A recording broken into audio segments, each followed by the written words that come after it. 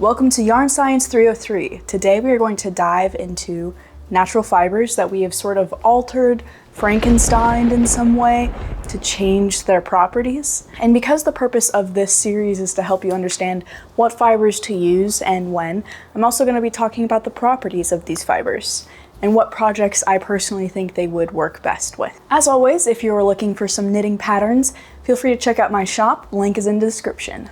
Let's get started. Okay, so this one, I don't know about you guys, but when I get like excited, I like want to stand up and like pace around, but I literally can't. My tripod is not that tall.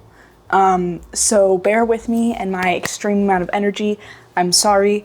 It's gonna be a lot of hand moving, but I'm just excited, okay? This is one that I, 3 weeks after researching, could not stop talking about to my husband. I think I literally like yap sessioned like 30 minutes straight to him about this. So that's how you know it's pretty good. So when I think of bamboo fiber, I always kind of thought it was like the other plant fibers like cotton or linen, or maybe even tangentially some of the animal fibers where basically they're already in the right shape. Like if you think about a wool, it's like literally a piece of hair. It's already in the long strand shape, right? And if you think about cotton, cotton is like fluffy, but you twist it and now it becomes long. And linen's like kind of low-key already straight, you know, and then you just connect the bits. So I thought, you know, bamboo, super tall and straight, a lot like linen probably, right? Like we just split it apart, it has long strips, and that's how we make bamboo yarn. Literally not even close. Not close at all. In fact, what we do to make bamboo yarn kind of like doesn't really matter that it's made out of bamboo. So we take the bamboo, we smash it up, we get it really, really tiny into this like pulpy mixture. And then we put like chemicals in it so that basically only the cellulose remains and the rest of the pulp kind of separates from it or goes away. And then we extract that cellulose out, and the like slush that we get is filtered and then extruded through like little tubes to make those really long, fine strands that you think of when you think of any fiber. After we like extrude it into these long fibers, we put it in a sulfuric acid bath, and that kind of makes it harden up and like stay as those long, slender fibers, so it doesn't like just fall apart immediately. And then after that, you do the traditional, like you wash it, you dry it, you dye it if desired, and then it can be spun into yarn at that point. So really the only thing that we keep from the original bamboo is the cellulose. When I talk about bamboo in the rest of this video, I'm specifically referring to bamboo viscose. I also want to touch on the difference between rayon and viscose a little, because I was very confused by this, thinking bamboo's its own thing, rayon's its own thing, and viscose is its own thing. So I just want to explain the differences really quick. Rayon is a category of fibers that is made using extracted cellulose. So if you think about what I just talked about with making bamboo viscose, you might be like, well, then that's rayon. And you'd be right, because it is rayon. Rayon is like the overarching umbrella. Anytime we make a fiber out of cellulose, that's rayon. And viscose is one of the categories that falls under that overarching umbrella of rayon. All viscose is rayon, but there's other types of fibers that fit under that rayon umbrella too, such as modal and lyocell. They all use the natural cellulose. It's just the way that they're processed and turned into their final form is different. Now the pros of bamboo viscose. Bamboo yarn is sometimes referred to as vegan silk because it has a lot of very similar properties as silk yarn does. It's shiny, it's smooth, it has that drape to it, it's like kind of slinky to work with. Very, very similar in like texture and in drape to silk. It also has some moisture wicking properties and slight imperfections in the yarn, which allow it to kind of have that airflow that we've talked about before with our other yarns. Overall, it's a really good choice for a summer knit or something kind of like flowy and thin, because the yarn itself usually comes much thinner than the majority of other yarns. It also has like the airflow that we talked about, moisture wicking, and it's nice and shiny. So a lot of good reasons that it would work for a sort of thin, flowy knit. Thinking like shawls, that sort of thing. Okay, now we're getting to the juicy bit. So this is a bit of a roller coaster, so stay with me. I also saw two really interesting properties associated with bamboo yarn. And I don't know about you guys, but I'm always a little skeptical of like pretty much everything I see on the internet, and especially with this new AI Google. I kind of am just like, show me the sources. You know what I mean? So when I read that bamboo yarn is supposed to be UV resistant and antimicrobial, I was skeptical. And, you know, I have reasons to doubt this, right? Like, the internet loves to say that wool is antibacterial, which it's not. I recommend that you check out Yarn Science 101, but in there I basically talk about how wool has a bunch of properties that help it resist bacteria, but antibacterial is a scientific term that means to kill bacteria. Like, if something's antibacterial, it's like getting in there and it's destroying them. It's not just making an environment that they don't want to be in. So wool is not antibacterial. It just creates kind of a zone that's not great for them to hang out. But according to this paper, bamboo yarn is actually antibacterial. It says, and other sources say, that it contains an antibacterial agent called bamboocone. And I was like, okay, that's kind of a weird name, but scientists name shit weird all the time. Like, especially the ones that name enzymes and stuff. Like, if any of you guys like really got kind of deep into that, or, you know, just went to school for biology, then you know what I'm talking about. There's also enzymes named flipase and flopase. Like, and they're literally, they flip-flop sides, and they're just named that because that's what they do. They like to flip-flop sides on a cell membrane, because cell membrane has two walls, and there's like, they kind of like face each other like this, and flipase and flopase like to just kind of like switch and have fun. So bamboocone is kind of a weird name, but scientists are known to name things weird. So I was like, okay, that's kind of weird, but moving on. And then when I started researching bamboocone, I found almost no scientific diagrams. And for me, that's a huge red flag, because why are you telling me you have all of these like manufacturer like promotional materials being like bamboocone does all this stuff, but you can't tell me what it looks like? You can't tell me what it does? Like, I found articles talking about its existence, but there was nothing explaining what it actually was, which is a huge, huge red flag. But according to my research, bamboocone is an antibacterial and bacteriostasis agent. Or at least that's what textile manufacturers want the general public to believe. So I have all these red flags, right? No, the name is a little weird, but it's not a huge, that's a tiny baby little pink flag, right? Nobody can tell me what it does, very large red flag. Nobody can tell me what it looks like, very large red flag. And I'm like, okay, something weird is going on here. So I start to dig. I start looking for a bunch of like articles. How many articles can I get my hands on that tell me about their research on bacterial agents in bamboo fibers? I also found pretty much no articles about bamboocone itself, which was another large red flag. Because if there's anything about scientists, it's they will research anything. Give them anything, and they'll research it. So if somebody thought this existed, like for real, there should be a paper out there being like, I think it exists, and this is why it exists, or I think this exists, and this is why it doesn't exist. So I found this research article where they compared the antibacterial properties of bamboo. Apologies if I keep glancing down, it's because it's really specific, and I just can't memorize this specific portion.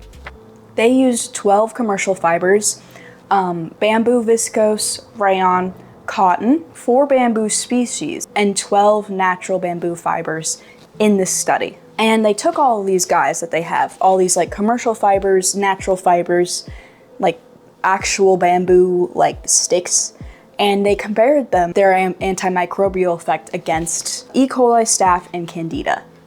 Because I found, I started off this video by saying I found sources that said it was antimicrobial. And the thing about microbes is there's not just bacterial.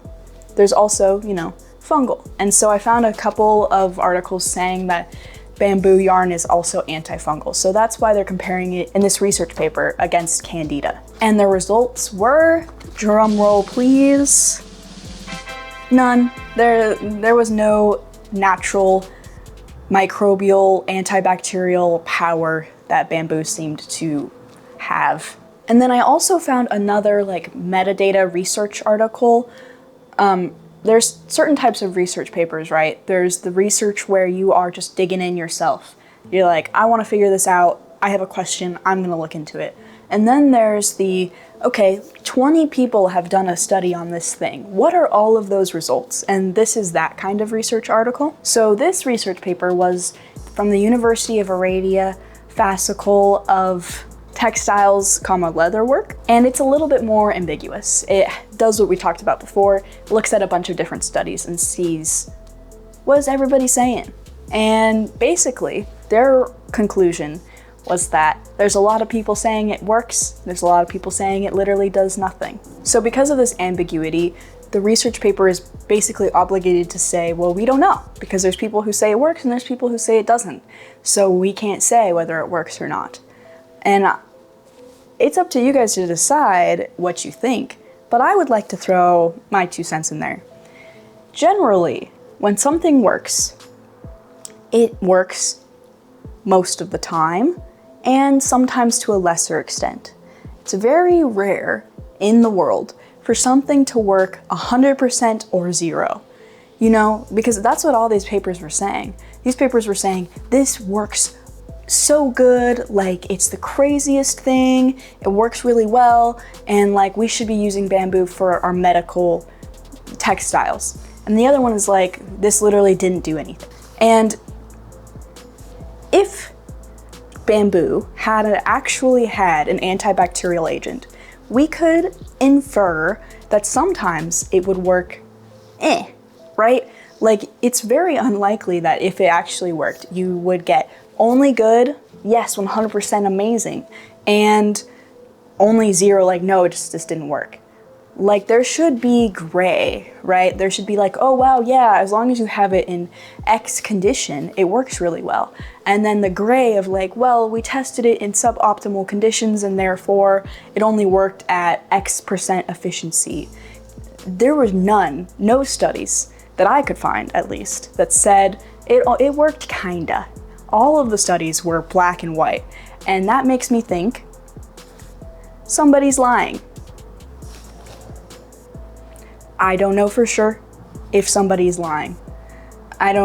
Please don't sue me. I don't know who would sue me or why, but I don't know for sure if somebody's lying. I'm just using my critical thinking skills, And my critical thinking skills also tell me that there's a lot of benefit in saying that bamboo would have antibacterial properties, right? Because then you have this whole other market to sell it to. Oh, you need a medical wrap? Make it out of bamboo. It will keep you clean. It won't, get bacteria, and it will help kill it, and it will kill the viruses and whatever. There's reasons that you want to promote these properties that bamboo would have. If those properties were real, that would be significant, right? We would want to use it for head wraps, for literally anything in the medical field. So take into consideration the potential money gained when you're thinking about questionable review articles that you're reading. I know I said that was my 2 cents, but I feel that was really more my whole dollar. And another thing that gives us this little red flag is I would like to point out that this bamboo article, this article that's bamboo's the freaking sickest shit that we've ever seen in our whole goddamn lives. It has all these properties. It had a gazillion citations. You know who looked at that gazillion list of citations? Your girl. Do you know how many times in that list it actually had references to any studies about antibacterial properties. One. Literally one. That is not enough. There were like 50 citations, and most of them were like how to use bamboo in cement. And I'm like, that's weird. Like, there's nothing wrong with researching that. It's like probably a cool thing to research, but it's a weird thing to cite, right? Because it does, in that like blurb of all the cool things it says that bamboo does, it talks about using it in material goods, but it's a very brief statement. And yet the majority of the citations were about using it in like applied construction and that sort of stuff. So I was like, Also, furthermore, I looked for this citation, Googled it, and I could not for the life of me find it. I'm not saying that it doesn't exist. I'm saying it's extremely inaccessible and I couldn't find it. And that to me raises a lot of red flags as well. Now, it could just be because the majority of all of these articles that I've been talking about are all really conducted in China, because China has bamboo. They are the ones who are manufacturing this, because that's where the bamboo is. Like, you know, we can grow bamboo other places, but it's really mainly from China, and they're a huge exporter of like a gazillion things, right? And their textile industry is part of that huge export. So they have a lot of studies into the properties of bamboo and bamboo textiles. So it could just be that they have websites that I don't know how to get to find the information. So that could be it. But from what I did, I could not find it. I found actually a very similar article in name, but it said that it doesn't do anything. It said that there are no antibacterial properties. So what cool stuff can bamboo do? Is it actually UV resistant? Yeah, it is. However, that UV resistance is like severely reduced after processing. So it's like cool, but kind of like, like it's there, sort of. And also because it's UV resistant, that can cause it to change color over time. So it kind of has some downsides too. A fiber blend can help in reducing the overall color change due to UV absorption. They did find that a bamboo modal blend is best at blocking UV rays when compared to like bamboo cotton or a bamboo polyester blend. This study was actually done on blended fabrics for maternity wear, which I think is really cool. So the cons of bamboo yarn. Just like silk yarn, bamboo yarn is pretty slippery, so you don't want to use it if you're knitting something that has a lot of structure to it. You really want to use it for things that are drape focused. It's also fairly slippery, which can make it kind of hard to knit with. And it also has a tendency to split because, just like cotton, it doesn't have the stipples to like grab on to its neighboring fibers and like keep them together. Bamboo yarn also has a tendency to lose a lot of strength when it's wet and is pretty inelastic. So after like frequent washing and that sort of stuff, it can kind of lose its shape over time. Also, unlike any of the other fibers that I've researched so far, it's fairly heavy comparatively to other yarns. And this heaviness really just affects two things. One, the drape, and two, the cost.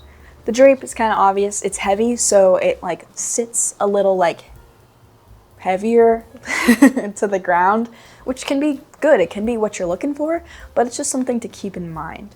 And then it influences the cost because yarn is sold by gram in most cases. It can be different, but in most cases it's sold by the gram. So you're gonna need more balls of it to get the like same length that you would get for like a cotton or a wool yarn. Also, like bamboo is often touted as this like really environmentally friendly choice. And as we all know, there's not really a good option. It's very like, you know, no ethical consumption under capitalism when it comes to yarn, because no matter what you do, everything has its like environmental impact. So yeah, bamboo yarn does have a lot of processing that goes into it.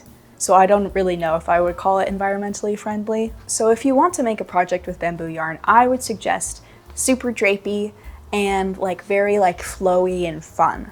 That would be my recommendation. So topic number 2, superwash wool. Superwash wool is wool that has been treated to stop shrinkage. So effectively, it should be safe to wash it in the washing machine, and it should be smoother in some cases. And by smoother, I just mean like not as scratchy. I do have one sweater that I've made out of superwash wool, and I can say that I do feel like it's a little less pokey than my other wool projects. So what actually happens to wool to make it superwash? According to a Science Direct Journal of Cleaner Production article that was posted in 2023, roughly 90% of anti-felting processes use the chlorination method. And this is referred to as the chlorine Hercosset method. First, the wool is soaked in these big baths with an acidic chlorine solution. So this will like erode the scales on the outside of the wool fiber. And, you know, just as a side note, the scales are what cause wool to felt. So they kind of like interlock with each other.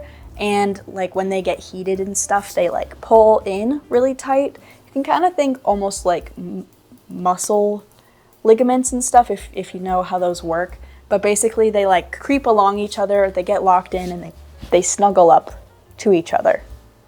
So by eroding those scales, you're going to have less of that felting happening. And then the wool is rinsed off with a neutralizing solution, which helps to stop the erosion of the scales and just like rinse off the wool in general.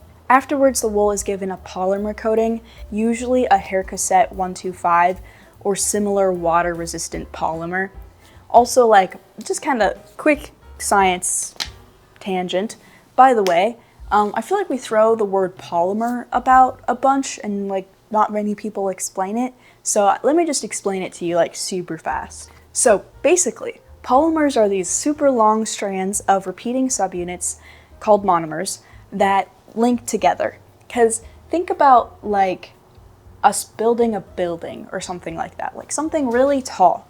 Like you don't just like have the whole building, right? Like it's made out of smaller units. It's made level by level. And just like that, it's really difficult for our body or any like organic organism to make super huge things all at once. So what they do is they make really tiny things that link together to form a bigger thing. And when these units are like repeating, that's what causes it to be a polymer, because a polymer is just a bunch of tiny monomers linked to each other. There are natural polymers, like the keratin in your hair is a natural polymer.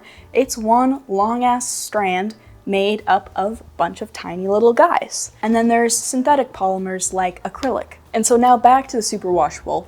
The reason this Hercosset coating is used is because it fills in the gaps left by the scales. So anything that hasn't been smoothed out completely, it does that, and it keeps the scales from locking together by adding that final layer to it. Once this polymer is added, a softener might be added to kind of, you know, soften it up, and then it's dried to set the resin coating. So there are a lot of concerns with this method, specifically like environmental concerns. This process requires a lot of water and produces a lot of effluent wastewater, which contains like chlorine.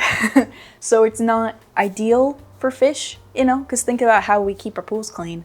We chlorinate them.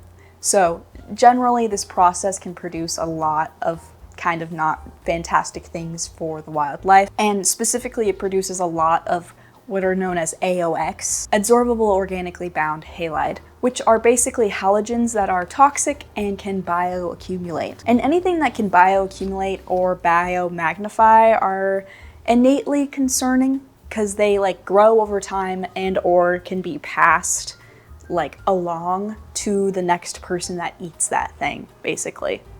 And by person, I mean creature. So like, it doesn't have to be a human, it could be like a bear, right? Like a bear could eat a fish, and now that bear has the poisoning. To cite an article written by Springer Nature Fibers and Polymers, the chlorinated anti-felting process of wool causes the release of several tons of chlorine-containing materials into the environment and the occurrence of irreparable ecological damage.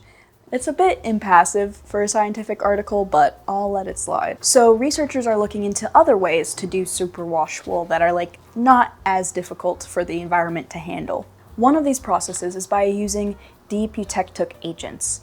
These are basically a mixture of hydrogen bond donors and acceptors that when they're mixed, they form a readily liquid solvent, whereas like if they weren't mixed, they would both be solid. So if that's confusing, think about like butter versus oil. Butter and oil, they're both made of triglycerides, but one is solid at room temperature and one is liquid at room temperature. And the reason that oil is liquid is because solid has a lot of saturated triglycerides, which are straight, and oil has a lot of unsaturated triglycerides, which have a little kink in them and means that like the molecules can't line up super well. So mixing these hydrogen bond donors and acceptors together effectively like breaks up the lattice and introduces some like instability sort of to the structure of it, where it can't like form a perfect shape and it's like moving around, and that's what makes it a liquid. These solvents are greener and thought to be more environmentally friendly overall because they are non-toxic and biodegradable. So both pretty good things, and I think that science is continuing to like push these ideas of like we should, you know, try to do things that are a little bit better for the world. So good news, I guess, for superwash wool. Now the properties of superwash wool. So this is a little bit shorter because we've already talked about wool in the first episode of this, and a lot of the properties are like exactly the same. The only like major differences I'd say is superwash wool tends to be a little less like pokey, and this pokiness is specifically like when it's sitting on you, it doesn't like poke into you as much. And also a side effect of the chlorination process is that it does reduce the elasticity, so you're not gonna have that amazing bounce back. It's still, in my opinion, more elastic than cotton from the one superwash wool that I've tried, but it still has some elasticity, but it's not as much as it would if it was a natural fiber. So you can naturally swap pretty much any project where you would use natural wool for superwash wool. So think like sweaters, scarves, beanies, that sort of stuff. That would all work with superwash wool. All right, our third and final yarn, we are going to be talking about cotton, specifically the alkali treatment or mercerization of cotton. People have been trying to dye fabrics for a long time. Like since we've had fabric, we've wanted and tried to dye it. And that's just how people are. Like we want to work with pretty things and we like to assign value to things and like show status symbols. That's like not really in effect anymore with the colors that we wear specifically because it's so much more accessible to have colored clothing. But historically, you know, we would assign social status based on clothing color because it's this intensive process. And if you've ever looked into dyeing your own yarn, you've probably been familiarized with natural dyes and mordants. And mordants are just like extra stuff, basically, that you put on top to permanently affix the color in. I believe it's usually iron is a common mordant. And mercerization is a process that is primarily used on cotton, but would work with any cellulose-based fiber. So literally pretty much any plant fiber, it would work. The process for mercerization is fairly simple. You submerge your yarn in a sodium hydroxide solution, and that causes it to like swell up and be more accepting to the dye. This sodium hydroxide solution disrupts the hydrogen bonds that help define the shape of the cellulose and causes it to kind of wiggle and like change structure, which is what allows it to accept the color more readily. So this process was discovered in 1844, but it wasn't super practical because it would cause the fibers to swell so much that they would also like shorten. And so you'd have to use like a ton more cotton to get the same length. And it also resulted in like a really coarse texture of cotton. Then in 1980, Horace Lowe discovered that if you keep the yarn under tension, if you keep the cotton under tension, then it will actually like change the structure that it's in and it will stay nice and long. And it will also like, when the cellulose realigns with itself, it like becomes strong and smooth and shiny. So really cool technique. It overall improves the like condition of the yarn. So after the sodium hydroxide treatment, the fibers are neutralized with an acid because base and acid neutral. And then they're just dyed and rinsed. Overall, mercerized cotton is stronger, more vibrant, shinier, softer, and less likely to shrink in the wash. So there's a lot of great benefits to using mercerized cotton. It also tends to be a little more expensive due to all the like extra processing, and it has less elasticity than our standard cotton, which is already pretty much none. So 0 elastic in this bad boy. Cotton is extremely soft, but in a way that's different from wool. Whereas I'd say wool is kind of plush and soft, like you can squish it into kind of a ball. Can't really do that with cotton. It doesn't have that like plushness to it, but it doesn't have the stipples, so it doesn't like poke into you. And it also gets more soft the more you wear it, which is pretty cool if you plan to like wear this forever, which, just a quick side note about my life, I wear pretty much 100% cotton shirts all the time, and I wear them forever until they just disintegrate, basically, because they go from like, you know, work clothes to not work clothes to just at home clothes to trash. And I can, you know, personally say that they do get softer the longer you wear them. Cotton is also very breathable and it allows air to circulate. So I'd say it's great for like anything you want to knit for summer wear, especially if you want something with a little more structure. Because even though cotton doesn't really have any elasticity, it does have a little bit more strength, and mercerized cotton has more strength than regular cotton, so it can hold that structure that you're wanting to make still. So great for a summer knit, especially if you're thinking like a t-shirt or, I don't know, like a bag, anything with structure. Alrighty, so that concludes the video. Let me know what you guys thought. I especially was shocked about finding out the whole like almost conspiracy thing with bamboo.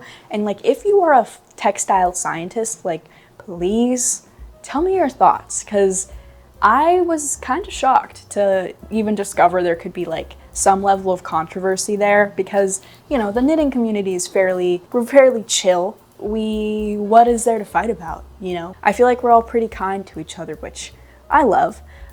So finding a little bit of like, there's some science, like interesting, suspicious science going on here, did pique my interest because I was not expecting it. So if you guys like have experience with this, know anything about it, please let me know in the comments, because I am curious. And unfortunately, this is an example of why even scientific articles can't always be trusted. Always be using those critical thinking skills. Always be doing your own research if something seems fishy to you. So yeah, I'm pretty sure this will conclude the yarn science series.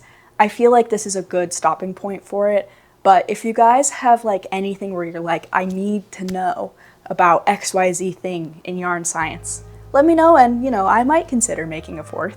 Have a great day, guys. I hope to see you around. Bye.